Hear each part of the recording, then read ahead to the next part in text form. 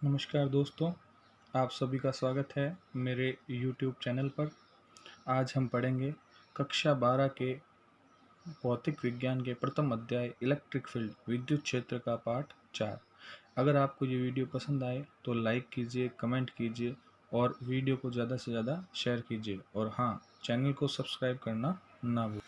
आज के पार्ट में हम डिस्कस करेंगे हमने जो पहले दो न्यूमेरिकल पढ़े थे उन दो न्यूमेरिकल का सॉल्यूशन का। मेरे पास काफ़ी कमेंट भी आए थे, मेल भी आया था कि सर वो जो दो न्यूमेरिकल क्वेश्चन है उनके सॉल्यूशन बताइए। तो हम सबसे पहले वही डिस्कस करेंगे हमेशा की तरह, जो हमने आंकिक प्रश्न पिछले वीडियो में आपको दिए थे उनको हम अब सॉल्व करेंगे। मैं आशा करता हूँ कि आपने सॉल्व कर लिया होगा, फिर भी जिनको समझ में नहीं आया वो अब देख लीजिए। उसके बाद हम पढ़ेंगे कि आवेशों के निकाय के कारण विद्युत क्षेत्र क्या होता है। उसके बाद हम देखेंगे विद्युत क्षेत्र रेखाएं क्या है और उनके गुण कौन कौन से हैं। फिर हम पढ़ेंगे विद्युत द्विध्रुव किसे कहते हैं और द्विध्रुव आघूर्ण क्या होता है। माफ कीजिएगा, यहाँ पर द्विध्रुव है। चलिए शुरुआत करते हैं पहले न्यूमेरिकल से। न्यूमेरिकल था हमारा कि दो समान धातु के गोले +10 माइक्रोकूलाम और -20 माइक्रोकूलाम आवेश से आवेशित किए गए हैं। यदि इनको एक दूसरे के संपर्क में लाकर अलग कर पुनः उसी दूरी पर रख दिया जाए तब दोनों अवस्थाओं में बल का अनुपात क्या होगा। तो हमें पहले ये देखना होगा कि जब ये दोनों अलग अलग कुछ दूरी पर पड़े हैं तो उनके बीच में बल क्या होगा, फिर हम इन दोनों को स्पर्श करा के वापस अलग करेंगे। चलिए, तो सबसे पहले हमारा जो बेसिक थंब रूल है वो करते हैं। सबसे पहले जो दिया हुआ है वो लिख देते हैं। तो दिया हुआ क्या क्या है, Q1 और Q2 10 माइक्रोकुलाम और -20 माइक्रोकुलाम। यहाँ पर सिर्फ 10 लिखा हुआ है, इसका मतलब यही है कि +10 माइक्रोकुलाम है। फिर उसके बाद हमारी दूसरी चीज़ क्या है कि सबको एक मात्रक पद्धति एसआई पद्धति में कन्वर्ट कर देते हैं। तो हम जानते हैं कि माइक्रोकुलाम है, माइक्रो को नॉर्मल में कन्वर्ट करने के लिए अपन या एसआई पद्धति में कन्वर्ट करने के लिए हम क्या करते हैं 10 की घात -6 से गुणा कर देते हैं। तो हमने यहाँ पर लिख दिया 10 × 10 की घात -6 और यहाँ लिख दिया 20 × 10 की घात -6। उसके बाद हमने हमारा फॉर्मूला लगा दिया। कौन सा फॉर्मूला, जो हमने कूलाम का नियम पढ़ा था, F बराबर K Q1 Q2 बट्टा R स्क्वायर, जहाँ पर Q1 और Q2 दोनों आवेश हैं और R उनके बीच की दूरी है और K बराबर होता है 1/4πε0, जहाँ पर एप्सिलॉन नॉट क्या होता है हम सब जानते हैं, निर्वात की विद्युतशीलता। चलिए, तो हमने ये क्या किया कि ये जो दोनों मान हैं Q1 और Q2 इनको इस फॉर्मूले के अंदर पुट कर दिए। जैसे ही हम पुट करेंगे तो हम देखते हैं कि यहाँ पर आया F बराबर K × 10 × 10 की घात -6 इंटू -20 × 10 की घात -6। हमने कोई दूरी हमें दी हुई नहीं है, इसलिए हमने ये दूरी मान ली उन दोनों के बीच में R। तो यहाँ पर हमारे पास क्या मिल गया, F1 बराबर K और यहाँ अपने वैल्यू पुट कर दी और बट्टे में क्या आ गया R स्क्वायर। हम अब इसको सॉल्व नहीं करेंगे, क्यों नहीं करेंगे वो आपको आगे पता चल जाएगा। ठीक है, अब हम करेंगे, हम देखते हैं कि अब आगे का क्वेश्चन क्या है। आगे का क्वेश्चन ये है कि यदि इनको एक दूसरे के संपर्क में लाकर अलग कर दिया जाए। तो आपको ध्यान में हो तो हमने पढ़ा था संपर्क द्वारा आवेशन। जब भी संपर्क द्वारा आवेशन किया जाता है, संपर्क द्वारा आवेशन करने के बाद में जब भी आवेशों को अलग अलग करते हैं तो उनके ऊपर समान आवेश आ जाते हैं। और वो समान आवेश कैसे आएंगे, औसत का रूल लगेगा। कौन सा रूल लगेगा, औसत का रूल। तो औसत का रूल लगा देते हैं।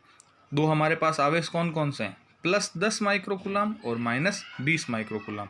तो जब उन दोनों को एक साथ संपर्क में लाएंगे तो कुल आवेश कितना हो जाएगा, तो आवेशों की योज्यता +10 -20 ओवरऑल कितना आ गया -10 माइक्रोकुलाम। ठीक है, उसके बाद में हम क्या करेंगे, औसत तो दो थे इसलिए दो का भाग लग जाएगा, वापस अलग करेंगे तो यहाँ पर क्या हो जाएगा -10 माइक्रोकुलाम बट्टा 2, यानी क्या आ गया -5 माइक्रोकुलाम। तो दोनों आवेशों पर आवेश कितना कितना आ गया -5 माइक्रोकुलाम। अब हम क्या करेंगे, फिर से वही फॉर्मूला लगाएंगे कूलाम के नियम का, क्या है F2 K Q1 Q2 बट्टा R स्क्वायर। यहाँ पर F1 अपन ने पहले की सिचुएशन दे दी कि जब उन पर अलग अलग आवेश है और F2 वो सिचुएशन दे दी जब उनके ऊपर समान आवेश आ जाता है संपर्क के बाद में, तो उसको हमने कह दिया F2। ठीक है, अब यहाँ पर F2 बराबर क्या आ गया, के Q1 Q2 बट्टा आर स्क्वायर। अपन ने फिर वैल्यू पुट कर दी यहाँ पर -5 इंटू 10 की घात -6 इंटू -5 इंटू 10 की घात -6 बट्टे में दूरी वही रखनी है इसलिए आर स्क्वायर लिख दिया। अब मैंने यहाँ पर इसको सॉल्व इसलिए नहीं किया था क्योंकि हमें इसका अनुपात निकालना है। तो जब हम इसका अनुपात निकालेंगे तो अनुपात निकालते समय इनमें कई सारी चीज़ें ऑटोमेटिकली कट जाएगी, तो हमें पहले सॉल्व करने की जरूरत नहीं है। नहीं तो पहले हम 9 इंटू 10 की घात 9 रखें फिर उसको गुणा करें सॉल्व करें, इतनी माथापौड़ी करने की जरूरत नहीं है। क्यों? क्योंकि जब हम इसको सॉल्व करेंगे F1 बट्टा F2 तो देखिए आर स्क्वायर से आर स्क्वायर ऑटोमेटिकली कैंसिल हो जाएगा, के से के कैंसिल हो जाएगा और फिर बाकी को अपन सॉल्व करेंगे। जैसे देखो 10 की घात -6 10 की घात -6 आपस में क्या हो जाएंगे, कैंसिल। पीछे क्या बचा 5 5 और ऊपर बचा 10 -20।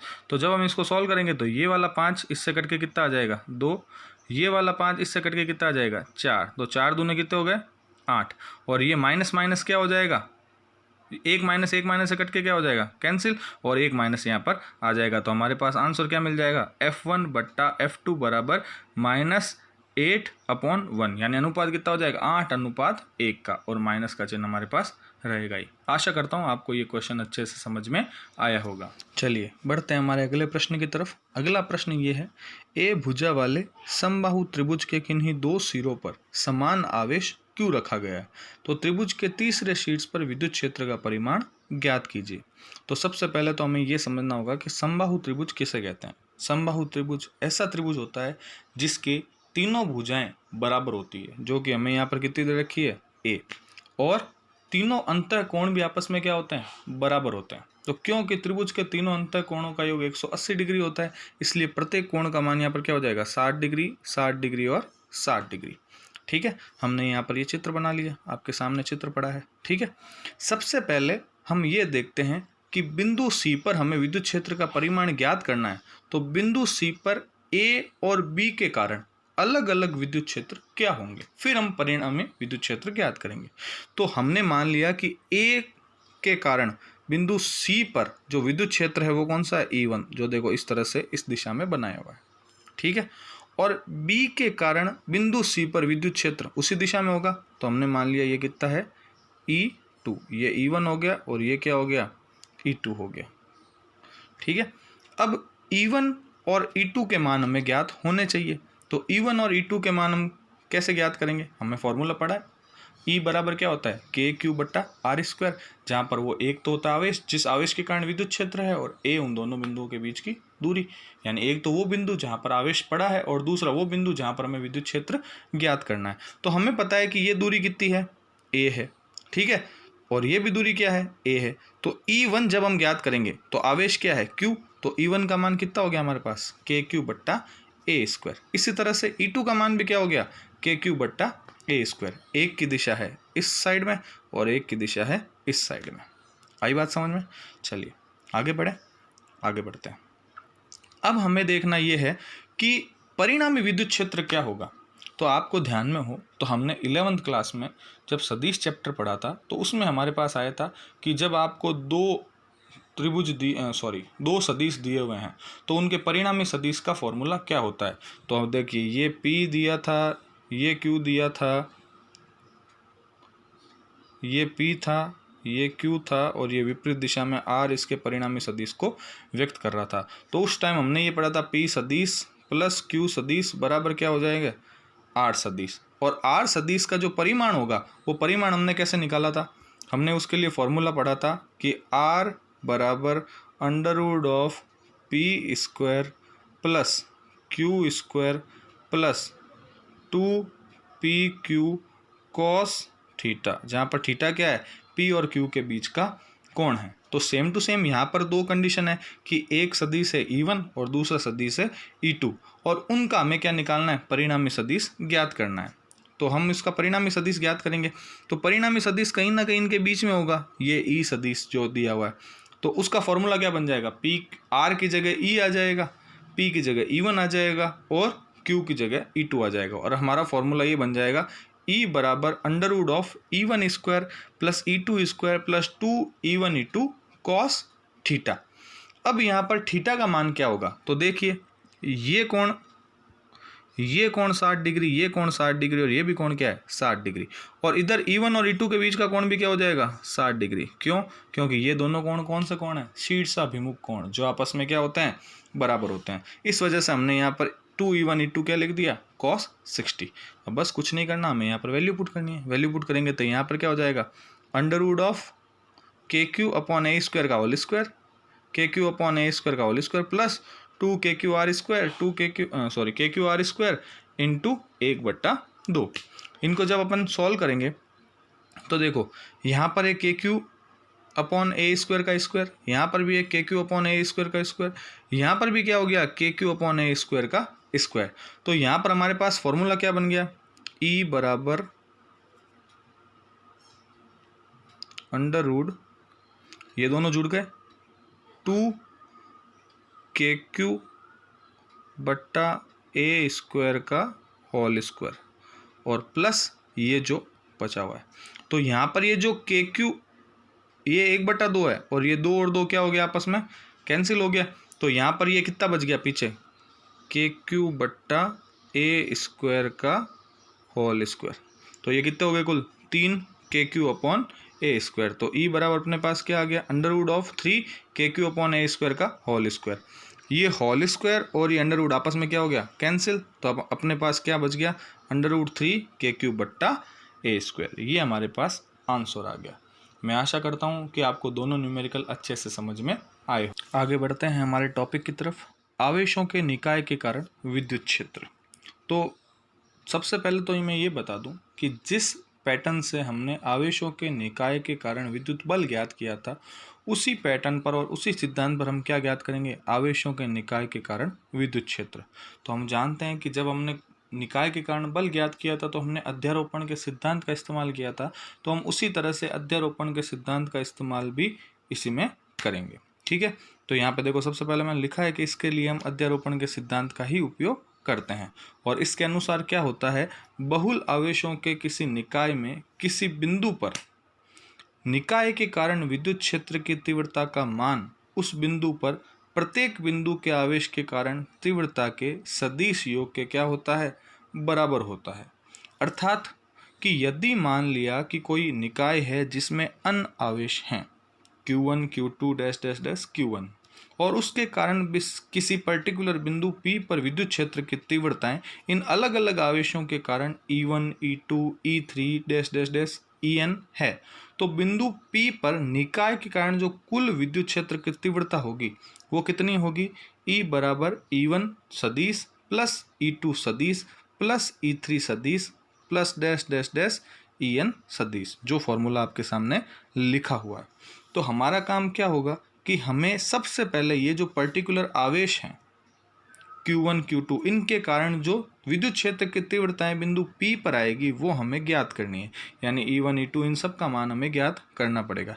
तो हमने मान लिया ये हमारे पास एक चित्र मौजूद है जिसमें एक त्रिविम निर्देशांक ज्यामिति बनाई हुई है जिसका मूल बिंदु O है और एक ये बिंदु P है जिस पर हमने मान लिया कि जो आवेश है वो कितना है Q0 है। ठीक है, और उसके अलावा अलग अलग आवेश है Q1 Q2 इस तरह से करते करते Q1 इस तरह से ये आवेश है जिनके जो स्थिति सदिश है वो कितने हैं R1 R2 इस तरह से Rn है। तो हम जब ये फॉर्मूला निकालेंगे तो फॉर्मूला क्या होता है E बराबर हम जानते हैं KQ बट्टा R स्क्वायर। Q कौन सा Q वो आवेश जिसके कारण विद्युत क्षेत्र की तीव्रता होगी और R उस बिंदु और जिस बिंदु पर विद्युत क्षेत्र की तीव्रता ज्ञात करनी है उन दोनों के बीच की दूरी, जिसका अध्ययन हम अच्छे से पिछले वीडियो में कर चुके हैं। अगर आपको वो समझ में नहीं आया हुआ तो पहले आप वो वीडियो देख लें। तो हम यहाँ पर देखो E1 सदिश क्या लिखेंगे KQ1 बट्टा R01। R01 क्यों? क्योंकि उन दोनों के बीच की दूरी क्या है R01 है। किस किस के बीच की? उस Q1 आवेश और वो बिंदु जहाँ पर हमें विद्युत क्षेत्र की तीव्रता ज्ञात करनी है। ये देखिए आपको यहाँ पर दिखेगी R01। ये R1 R2 है ना, ये तो उन बिंदुओं पर जहाँ पर आवेश पड़े हैं उनके स्थिति सदिश है, यानी उनकी मूल बिंदु से दूरी है। ठीक है, इसी तरह से हम क्या ज्ञात करेंगे E2 ज्ञात करेंगे तो E2 क्या आ जाएगा, KQ2 बट्टा R02 का स्क्वायर, और साथ में ये उनके क्या आ रहे हैं, स्थिति सदिश R01 कैप R02 कैप। इसी तरह से हम सॉल्व करते करते क्या निकालेंगे, En वो क्या आएगा, KQ1 बट्टा R0n का स्क्वायर, और R0n का साथ में क्या आ जाएगा, स्थिति सदिश आ जाएगा। तो हमने अलग अलग E1, E2, E3, En की इस तरह से वैल्यू ज्ञात कर ली। अब हम इन वैल्यूज़ को क्या करते हैं, ये जो वैल्यूज़ है उसको इस फॉर्मूले में पुट करते हैं, जो हमने फॉर्मूला लिखा था अध्यारोपण के सिद्धांत से, E बराबर E1 plus E2 plus dash dash dash En, उसमें ये वैल्यू हम क्या करते हैं, पुट करते हैं। तो हमने यहाँ पर क्या किया, इन वैल्यूज़ को क्या कर दिया, पुट कर दिया। उसके बाद में हम क्या करते हैं कि यहाँ पर जो ये एकांक सदिश है, कौन कौन से, ये कैप वाले, ठीक है ना, R01 cap, R02 cap, R0n cap, इसको हम क्या करते हैं, सदिश के रूप में कन्वर्ट करते हैं। तो हम जानते हैं एकांक सदिश बराबर क्या होता है, सदिश बट्टा सदिश का परिमाण। तो हम इसको क्या लिख देंगे, R01 कैप को R01 सदिश बट्टा R01 का परिमाण। तो पहले से यहाँ पर हमारे पास R01 का स्क्वायर है, तो एक और आने से क्या हो जाएगा, R01 का क्यूब हो जाएगा। इस तरह से हम R02 में भी कर देंगे, इस तरह से R0n में भी कर देंगे। अब देखिए यहाँ पर सब में क्या कॉमन आ रहा है, के सब के अंदर क्या आ रहा है, कॉमन आ रहा है। तो हम के को क्या कर लेते हैं, कॉमन ले लेते हैं। कॉमन आने के बाद हमारे पास पीछे क्या बचता है, Q1 बट्टा R01 का क्यूब R01 सदिश, Q2 बट्टा R02 का क्यूब R02 का सदिश, plus dash dash dash Qn बट्टा R0n का क्यूब R0n का सदिश। ये हमारे पास फॉर्मूला मिल गया। ये है क्या, आवेशों के निकाय के कारण विद्युत क्षेत्र। इसको हम शॉर्ट रूप में भी इस तरह से लिख सकते हैं, के तो एज इट इज़ लिख दिया, फिर हमने यहाँ पर समेशन का उपयोग कर लिया। समेशन का मतलब ये है कि यहाँ पर जो ये रेंज चल रही है I बराबर 1 to n, वो हर एक आएगा और बाद में प्लस का निशान आता रहेगा। जैसे हमने यहाँ पर क्या लिखा है, QI बट्टा R1I का क्यूब और R0I का सदिश, यानी कि यहाँ पर सबसे पहले आई की, जहाँ पर भी आई है वहाँ पर सब जगह क्या आएगा, 1 आएगा। तो देखो ये वाला पद मिल जाएगा। उसके बाद हम क्या लगा देंगे, प्लस लगा देंगे, फिर सब जगह क्या लिखेंगे, 2, तो हमारे पास इस तरह से ही आ जाएगा। इस तरह से चलते चलते लास्ट में क्या लगा देंगे, अन लगा देंगे, तो हमारे पास ये आ जाएगा। तो ये शॉर्ट फॉर्म में अपन इसको क्या लिख सकते हैं, E बराबर के समेशन I बराबर 1 to n QI बट्टा R1I का cube R0I cap, sorry R0I सदिश। चलिए बढ़ते हैं हमारे अगले टॉपिक की तरफ, जो क्या है, विद्युत क्षेत्र रेखाएं तथा इनके गुण। विद्युत क्षेत्र रेखाएं क्या होती है, विद्युत क्षेत्र रेखाएं समझने के लिए हम एक विद्युत क्षेत्र लेते हैं और उसमें हम क्या करते हैं, एक परीक्षण आवेश को स्वतंत्र रूप से चलने के लिए छोड़ देते हैं। तो ऑब्वियसली बात है कि वो जो परीक्षण आवेश है वो बल की दिशा में हमेशा क्या करेगा, चलता रहेगा, ये हम जानते हैं। और बल की दिशा में जैसे जैसे वो चलेगा तो निरंतर चलने पर उसकी बल की दिशा क्या होगी, बदलती रहेगी। तो जैसे जैसे उसके बल की दिशा बदलेगी वैसे वैसे उसके चलने की दिशा भी क्या होती जाएगी, निरंतर बदलती जाएगी, यानी हमें एक वक्राकार मार्ग मिलेगा। ठीक है, और इसी मार्ग को हम क्या कहते हैं, विद्युत क्षेत्र रेखाएं कहते हैं। जैसे यहाँ पर ये एक आवेश है, ठीक है, तो वो इधर चला, फिर थोड़ी देर बाद वो यहाँ चला गया तो वो इधर चल गया, फिर वो यहाँ चला तो बल की दिशा इधर हो गई, फिर यहाँ आया बल की दिशा इधर हो गई, फिर यहाँ आया तो बल की दिशा इधर हो गई। तो यानी कि यहाँ से उसकी निरंतर ये जो दिशा है बल की दिशा वो बदलती जा रही है, उसके चलने की दिशा भी बदलती जा रही है। तो हमें ये एक वक्राकार मार्ग मिल रहा है। ये वक्राकार मार्ग क्या कहलाती है, विद्युत क्षेत्र रेखाएं कहलाती है। ठीक है, तो हम इसको परिभाषित किस तरह से कर सकते हैं, इसकी जो परिभाषा है वो ये है कि विद्युत बल रेखाएं किसी विद्युत क्षेत्र में खींचा गया वह काल्पनिक वक्र है जिस पर एक स्वतंत्र व विलगित एकांक धनावेश गति करने के लिए प्रवृत्त होता है, यानी वो गति करता है उस दिशा में। और विद्युत बल रेखा के किसी भी बिंदु पर खींची गई जो स्पर्श रेखा है वो उस बिंदु पर सदैव विद्युत क्षेत्र की तीव्रता की दिशा को क्या करती है, इंगित। जैसे हमने अभी जो बनाया था ना, ये इस तरह से मार्ग बनाया था, तो जैसे सपोज दैट वो यहाँ पर है तो इस पर हम स्पर्श रेखा खींचेंगे तो ये क्या हो जाएगी, उसके विद्युत क्षेत्र की तीव्रता की दिशा यहाँ पर होगी, तो उस पर स्पर्श रेखा खींचेंगे तो ये क्या हो जाएगी, विद्युत क्षेत्र की तीव्रता की दिशा हो जाएगी। अब हम समझेंगे कि आवेशों के कारण विद्युत क्षेत्र रेखाओं की दिशा किस तरफ होती है। तो यदि एकल धनावेश हो तो विद्युत क्षेत्र रेखाओं की दिशा सदैव त्रिज्यतः बाहर की ओर होगी, और जब एकल ऋणावेश हो तो विद्युत क्षेत्र रेखाओं की दिशा त्रिज्यतः अंदर की ओर होगी। अर्थात यदि हम एकल धनावेश या एकल ऋणावेश को किसी वृत्त का मध्य बिंदु मान लें और उसमें त्रिज्याओं को बनाएं तो त्रिज्याओं की दिशा में विद्युत क्षेत्र रेखाओं की दिशा होगी। यदि केंद्र बिंदु धनावेश हो तो बाहर की ओर, और यदि केंद्र बिंदु ऋणावेश हो तो अंदर की ओर। और यदि दो आवेश पास पास में रख दें, एक धनावेश और एक ऋणावेश, तो सदैव विद्युत क्षेत्र रेखाएं धनावेश से निकलकर किधर जाएगी, ऋणावेश की ओर जाएगी। इस तरह से आपको देखो ये फिगर दिख रहा होगा, ठीक है। और ये इस तरह से प्लस से निकलकर माइनस की तरफ जा रही है, ठीक है। और यदि दो समान आवेश एक दूसरे के पास पास रख दें तो वो इस तरह का स्ट्रक्चर हमें दिखेगा। यहाँ पर प्लस प्लस है, ये बाहर की तरफ जा रही है लेकिन एक दूसरे से मिल नहीं रही है, ठीक है। यदि माइनस माइनस होती तो अंदर की तरफ आ रही होती और लेकिन मिलती एक दूसरे को नहीं मिलती। इस तरह से हम देखते हैं कि विद्युत क्षेत्र रेखाओं की दिशा आवेशों के कारण किधर होती। अब हम विद्युत क्षेत्र रेखाओं के गुणों का अध्ययन करते हैं। हमने अभी पिछले चित्र में देखा था कि विद्युत बल रेखाएं, विद्युत क्षेत्र रेखाओं को विद्युत बल रेखाएं भी बोलते हैं। विद्युत बल रेखाएं सदैव धनावेश से चलकर ऋणावेश पर क्या होती है, समाप्त होती है। एक बात हमेशा ध्यान रखना, हमेशा धनावेश से चलेगी और ऋणावेश पे समाप्त होगी, कभी भी ऋणावेश से चलकर धनावेश पर समाप्त नहीं होगी। तो हम पहले बिंदु से आखिरी बिंदु ये लिख सकते हैं कि हमेशा बल रेखाएं धनावेश से चलकर ऋणावेश की ओर जाती है, किंतु ऋणावेश से चलकर धनावेश की ओर नहीं जा सकती, इसलिए ये लूप नहीं बनाती है, ठीक है। हमने उसकी परिभाषा के टाइम ही पढ़ लिया था कि विद्युत बल रेखाओं के किसी बिंदु पर खींची गई स्पर्श रेखा उस बिंदु पर विद्युत क्षेत्र की तीव्रता की दिशा को इंगित करती है। उसके बाद बल रेखाएं कभी भी एक दूसरे को प्रतिच्छेद नहीं करती। हाँ, बल रेखाएं एक दूसरे को प्रतिच्छेद नहीं करती। क्यों नहीं करती? कि यदि मान लो दो बल रेखाएं एक दूसरे को प्रतिच्छेद करेगी तो उसके कटान बिंदु पर विद्युत क्षेत्र की तीव्रता की दिशाएं दो हो जाएगी, जो कि असंभव है। इसलिए कभी भी बल रेखाएं एक दूसरे को प्रतिच्छेद नहीं करती है। उसके अलावा यदि कहीं पर एक समान विद्युत क्षेत्र हो तो वहां पर बल रेखाएं समांतर होगी और समान दूरी पर स्थित होगी। एक विशेष बात जो ध्यान देने लायक है, आगे के टॉपिक्स में भी आपके काम आएगा जब हम गाउस का नियम के बारे में अध्ययन करेंगे, कि किसी चालक के भीतर विद्युत क्षेत्र का मान सदैव शून्य होता है, अर्थात वहां पर बल रेखाएं नहीं होती है। ये बहुत इंपॉर्टेंट बिंदु है, इस बिंदु को अच्छे से आप लर्न करना, क्योंकि ये आगे डेरिवेशंस में अपने काम आएगा। चलते हैं हमारे अगले टॉपिक की तरफ, विद्युत द्विध्रुव तथा द्विध्रुव आघूर्ण। सबसे पहले ये समझते हैं विद्युत द्विध्रुव क्या होता है। नाम से पता चल रहा है द्विध्रुव, द्विध्रुव यानी कि दो किनारे, दो होते हैं ना, उत्तरी ध्रुव दक्षिणी ध्रुव, ठीक है ना, उसी तरह से द्विध्रुव। अब नाम क्या लिखा है, विद्युत द्विध्रुव, तो विद्युत कहाँ से आती है, आवेशों से। तो यानी कि द्विध्रुव दो किनारे जहां पर आवेश रखे हो।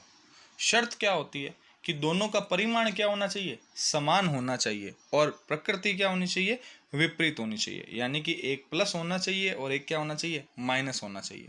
तो परिभाषा में ये लिख सकते हैं कि जब दो समान परिमाण और विपरीत प्रकृति के आवेश अति अल्प दूरी पर स्थित हो तो इस प्रकार से बने निकाय को हम क्या कहते हैं, विद्युत द्विध्रुव कहते हैं।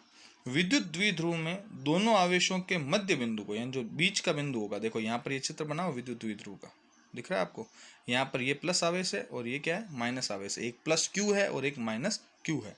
इन दोनों के बीच की जो दूरी है उसको हमेशा हम किससे शो करते हैं, 2a से। इसके पीछे भी एक रीजन है, क्योंकि इसके मध्य बिंदु से हम दूसरी दूरियों का आंकलन करते हैं, इसलिए हमने यहाँ पर दूरी क्या ली है, 2a ली है, ठीक है। और इसके जो मध्य बिंदु है उसको हम क्या कहते हैं, द्विध्रुव का केंद्र कहते हैं। और ये जो रेखा है जो इन दोनों आवेशों को मिला रही है, जैसे मान लो ये माइनस क्यू है और ये क्या है, प्लस क्यू है, ये माइनस क्यू, ये प्लस क्यू, तो ये जो रेखा है जो इन दोनों को मिला रही है इसको हम क्या कहते हैं, अक्ष रेखा। क्या कहते हैं, अक्ष रेखा। और इस अक्ष रेखा के लंबवत इसके केंद्र से गुजरने वाली जो रेखा होगी उसको हम क्या कहेंगे, निरक्ष रेखा कहेंगे।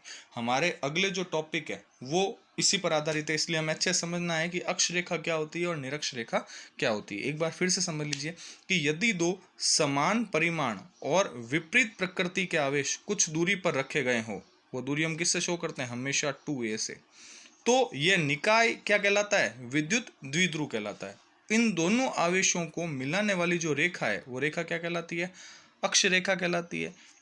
इस विद्युत द्विध्रुव का जो मध्य बिंदु है वो क्या कहलाता है, केंद्र कहलाता है। और इस अक्ष रेखा के लंबवत और केंद्र से गुजरने वाली जो रेखा है वो क्या कहलाती है, निरक्ष रेखा कहलाती है। मेरे हिसाब से आपको विद्युत द्विध्रुव के बारे में अच्छे से समझ में आ गया होगा। अब ये जो विद्युत द्विध्रुव है वो अपना विद्युतीय व्यवहार किस तरह से दर्शाता है वो हमें गणित के रूप में भी समझना पड़ेगा। तो उसके गणितीय रूप को हम किस रूप में समझते हैं? द्विध्रुव आघूर्ण के रूप में परिभाषित करते हैं। अब द्विध्रुव आघूर्ण किसे कहते हैं? तो द्विध्रुव आघूर्ण की परिभाषा है, बहुत आसान सी परिभाषा है कि द्विध्रुव के किसी एक आवेश का परिमाण, तो माइनस क्यू लो चाहे प्लस क्यू लो, परिमाण तो क्या होगा? क्यू, और उनके मध्य की दूरी के गुणनफल को द्विध्रुव आघूर्ण कहते हैं। तो मध्य की दूरी हमने क्या ली? 2 है, तो दोनों को क्या कर दिया? गुणा कर दिया। तो यहाँ पर क्या हो जाएगा? P सदिश बराबर 2a इंटू क्यू। ये P सदिश क्या है? इससे हम क्या करते हैं? द्विध्रुव आघूर्ण को दर्शाते हैं। तो हम लिख सकते हैं P सदिश बराबर 2a इंटू क्यू, और इसका जो मात्रक होता है वो क्या होता है? Coulomb into metre. कैसे?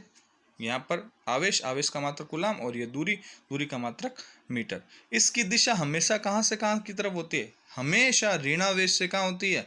धनावेश की तरफ होती है। और इसकी विमा आपको अच्छे से निकालनी आती होगी, M0L1 T-1A1। मैं आशा करता हूँ कि आपको ये वीडियो पसंद आया होगा। आपको ये वीडियो देखने के लिए बहुत बहुत धन्यवाद। अगर आपको ये वीडियो पसंद आया तो जल्दी से जाइए और लाइक बटन दबाइए। चैनल अभी तक सब्सक्राइब नहीं किया है तो सब्सक्राइब कीजिए। और अगर आपको कोई भी डाउट हो, आपको कोई क्वेश्चन पूछना हो, तो आप उस पर क्या कीजिए? कमेंट कीजिए। आपके कमेंट से हमें प्रेरणा मिलती है आगे की वीडियो बनाने की। और अधिक से अधिक इस वीडियो को शेयर कीजिए ताकि दूसरे लोग भी इस वीडियो का फ़ायदा उठा सकें। इसके साथ ही मैं आपको एक सूचना देना चाहता हूँ कि बहुत ही जल्द हमारी टीम कम्पिटिटिव एग्ज़ाम की तैयारी करने वालों के लिए भी एक चैनल बना रही है, जिसमें maths, reasoning, Hindi, English, GK के वीडियो अपलोड होंगे। तो अगले वीडियो में मैं उसका लिंक आपके साथ शेयर करूंगा। तो आपके बड़े भाई बहन, छोटे भाई बहन या कोई और आपके दोस्त अगर कम्पिटिटिव एग्ज़ाम की तैयारी कर रहे हैं तो आप उनके साथ वो वीडियो ज़रूर शेयर करें। मेरा वीडियो देखने के लिए बहुत बहुत धन्यवाद। जय हिंद, जय भारत।